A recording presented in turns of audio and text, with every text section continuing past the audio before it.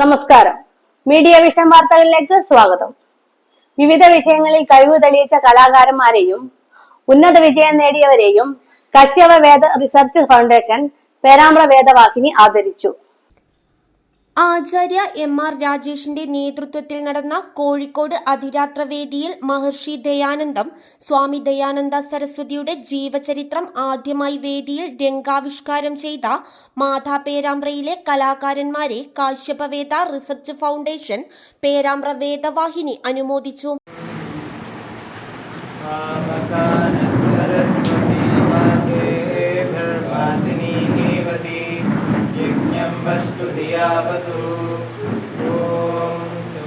മാതാ പേരാമ്പ്ര ഓഡിറ്റോറിയത്തിൽ നടന്ന ചടങ്ങിൽ ഈ വർഷത്തെ CBSE 10ാം തരം അഖിലേന്ത്യാ അടിസ്ഥാനത്തിൽ 2ാം റാങ്ക് നേടിയ അനമിത്ര BSനെയും ഭാഷാശ്രീ ജില്ലാ കവിതാ മത്സര ജേതാവ് ജനാർദ്ദനൻ വേങ്ങപ്പറ്റയെയും മികച്ച കലാപ്രതിഭ രാഗാത്മികയെയും അനുമോദിച്ചു. മാതാ ഡയറക്ടർ കനകദാസ് പേരാമ്പ്ര ചടങ്ങിൽ അധ്യക്ഷത വഹിച്ചു. Kashyapaveda research foundation Kozhikode PRO TH Vatsyaraj അനുമോദന ചടങ്ങ് ഉദ്ഘാടനം ചെയ്തു.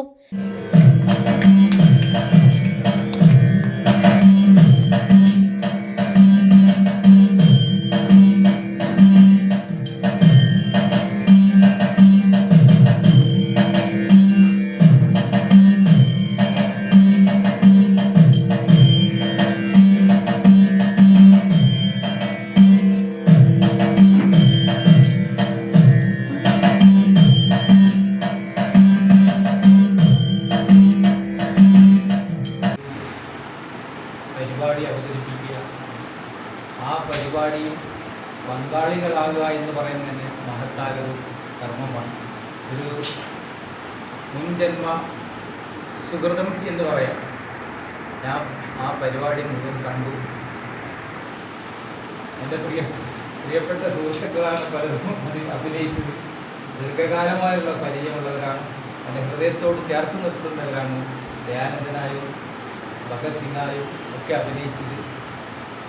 മറ്റ് സഹോദരിമാരും എല്ലാവരും നല്ല അഭിനയം കാഴ്ചവെച്ചു.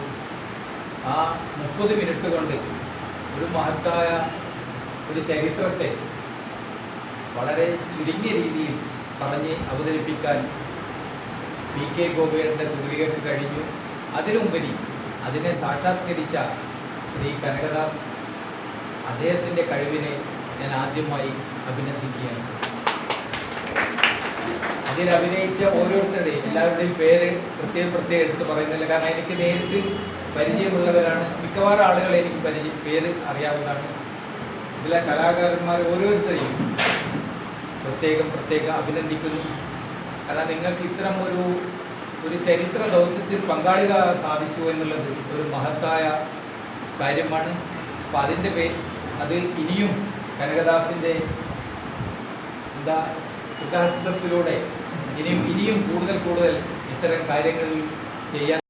ചന്ദ്രൻ വൈദിക്, ഹരിദാസൻ വൈദിക്, ലിഷ ജിതേഷ്, രമേശൻ, AK ബാലചന്ദ്രൻ, രാജലക്ഷ്മി എന്നിവർ ആശംസകൾ അർപ്പിച്ച് സംസാരിച്ചു.